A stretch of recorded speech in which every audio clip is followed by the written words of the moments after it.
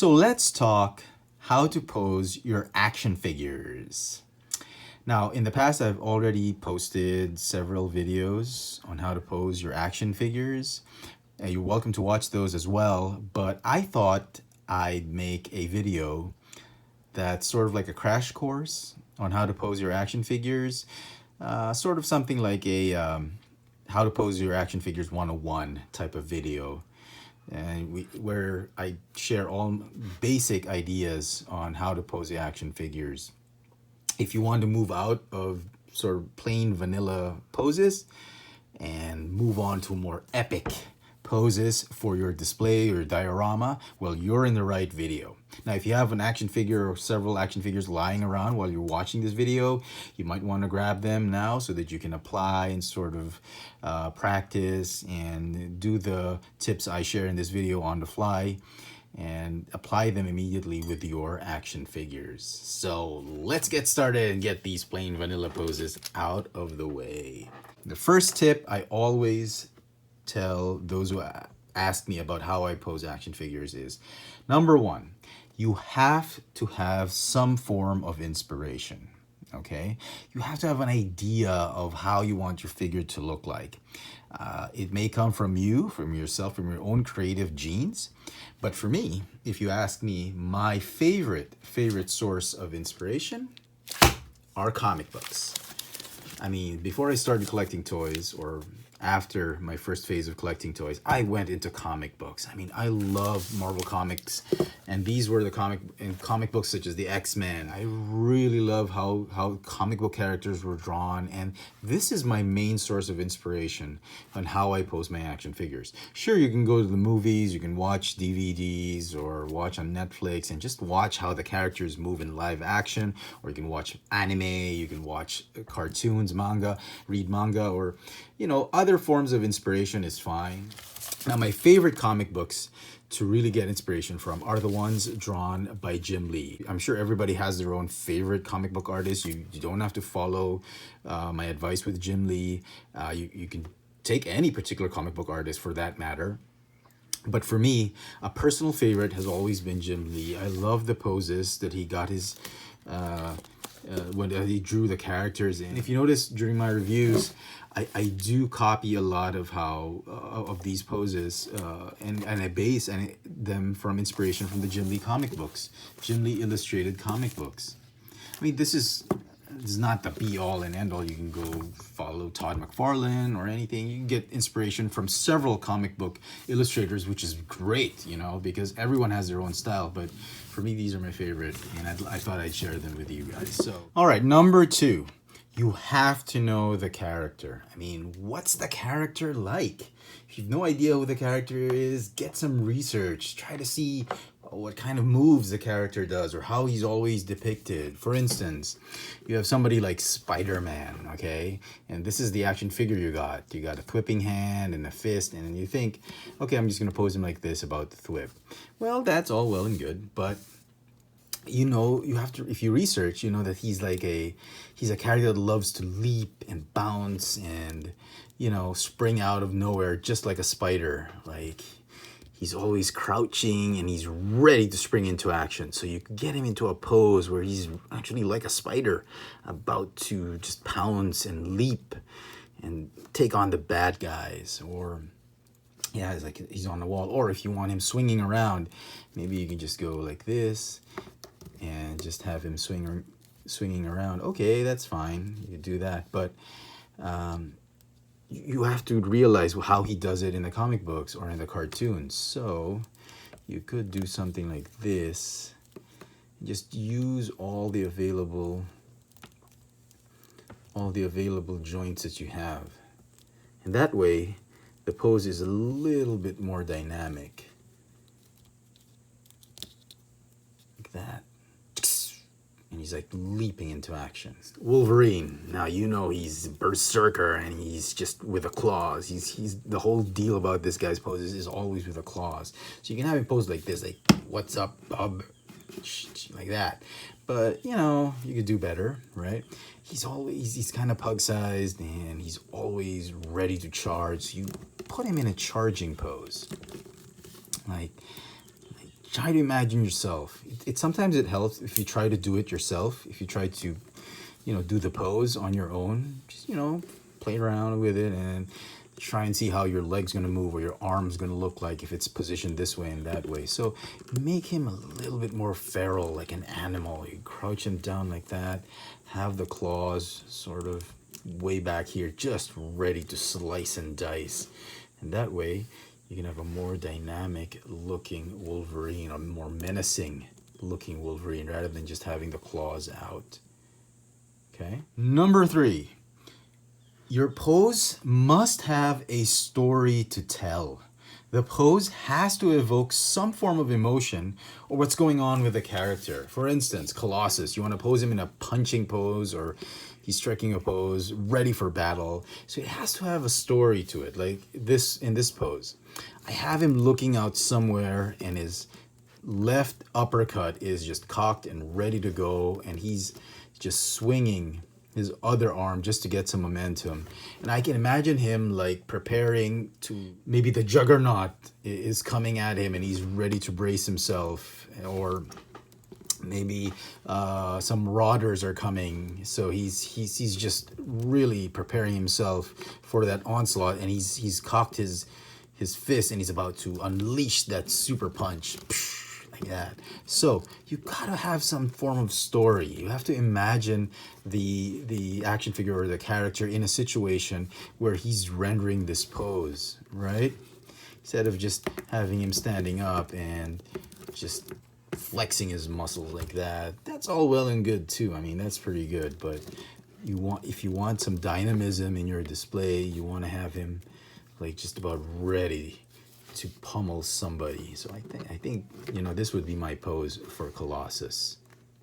And what about Kylo Ren? Kylo Ren, man, he's always brooding and all that. You can have him with his lightsaber like that, but you gotta understand, what situation would he be in? Like would he be in the forest with the snow, and he's just ignited his lightsaber, and then he's ready to confront Rey and Finn.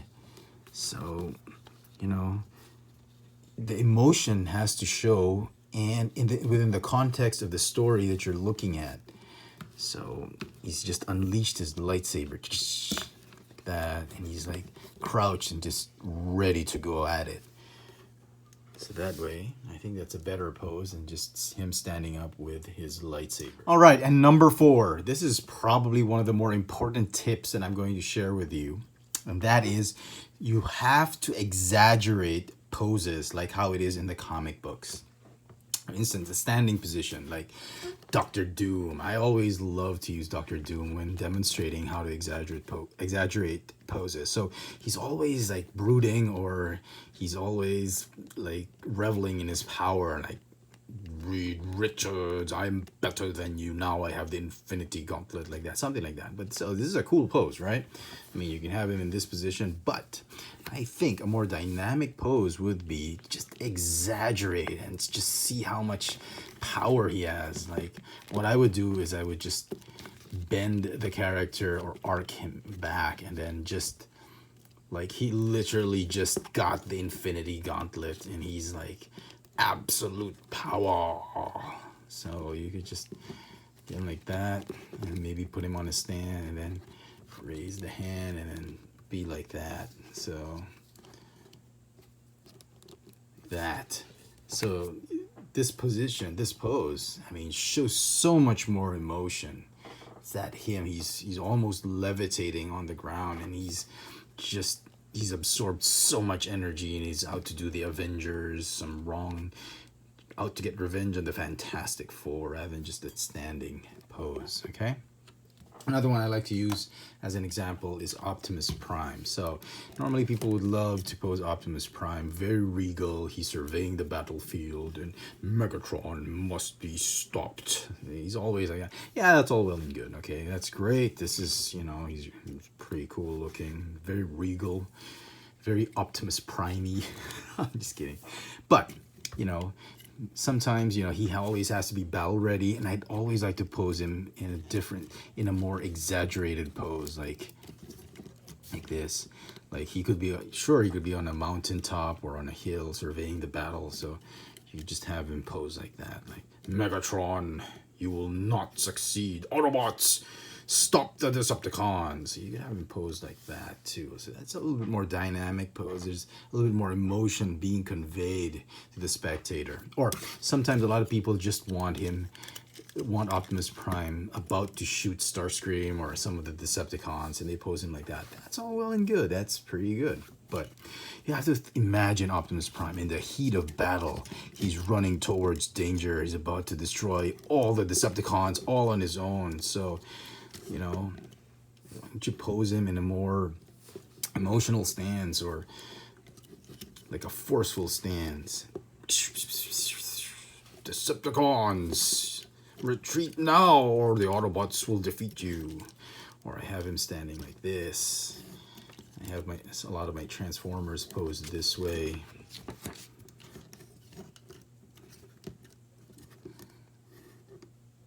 I think that gives the character more personality if you have him shooting somebody or shooting the Decepticons this way, instead of just standing and aiming his barrel or rifle. Let's go with Iron Man.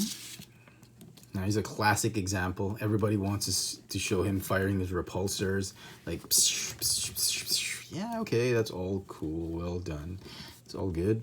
But sometimes you have to imagine Iron Man or Tony Stark in the battlefield, and he's just blasting away at everybody. So how do you do that? Imagine yourself like you're besieged,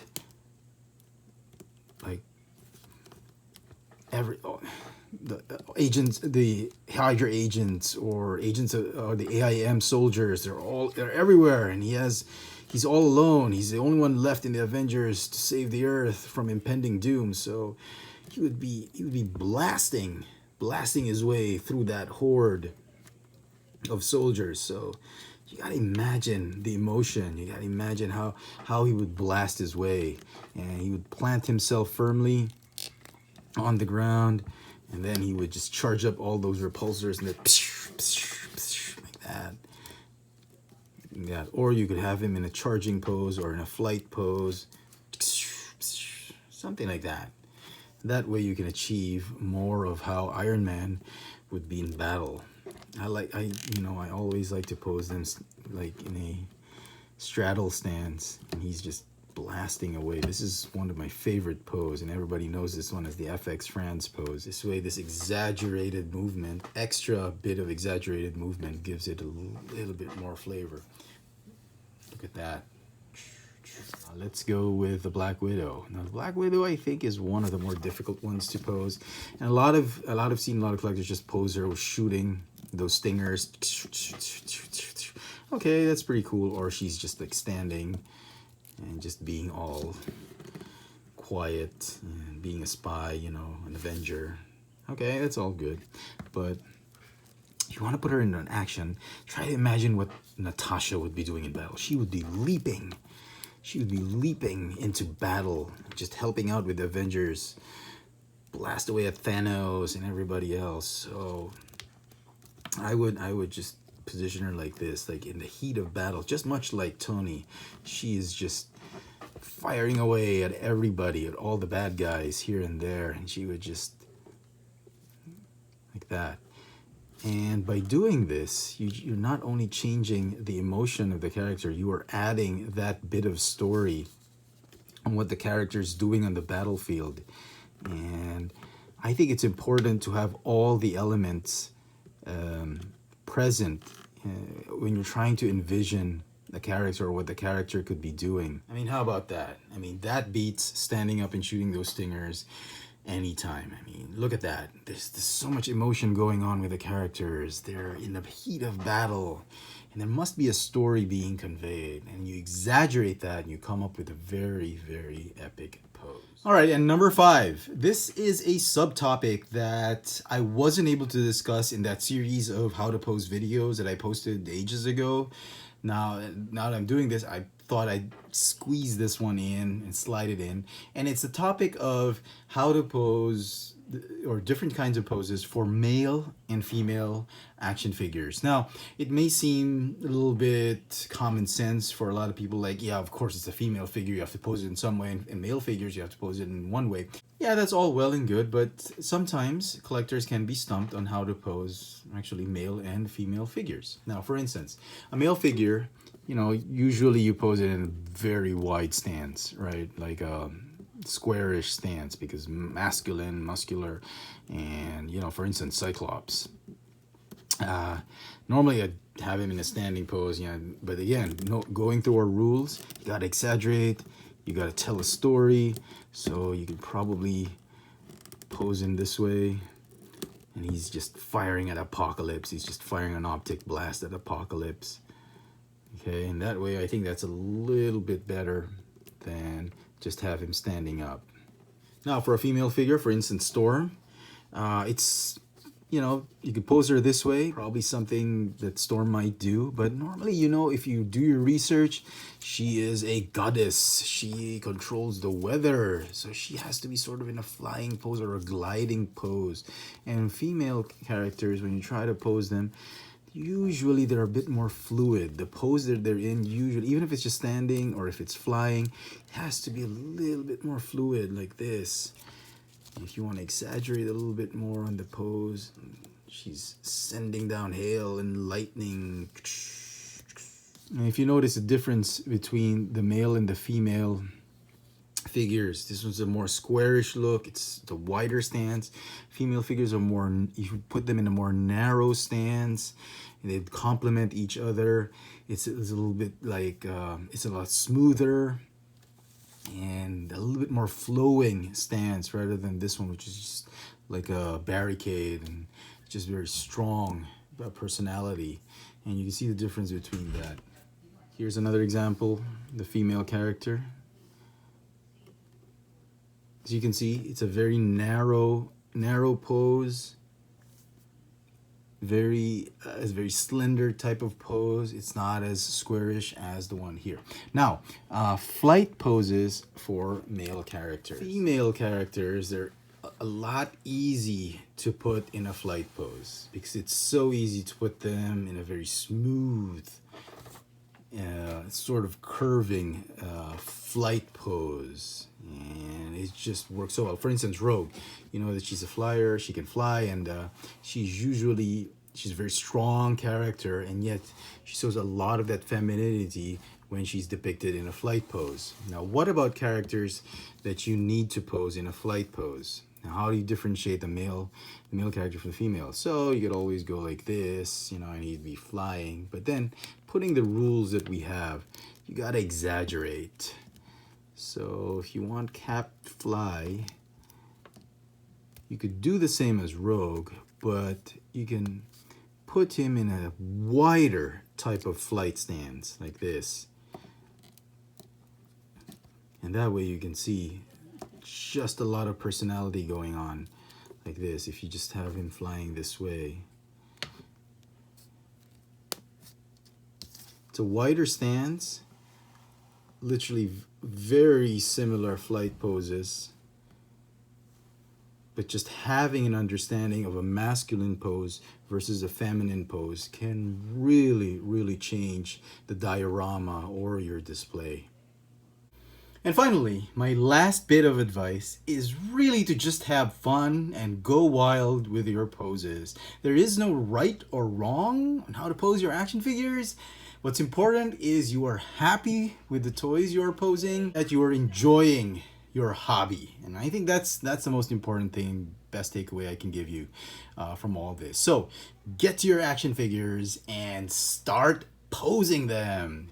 Now hit that notification bell so you never miss out on any of my latest video reviews. If you have any suggestions on whether I should continue doing this how to pose your action figures videos, or is there a particular topic on posing action figures that you want me to delve deeper into in these Let's Talk videos, please let me know in the comment section below. And if it's your first time on this channel, please subscribe.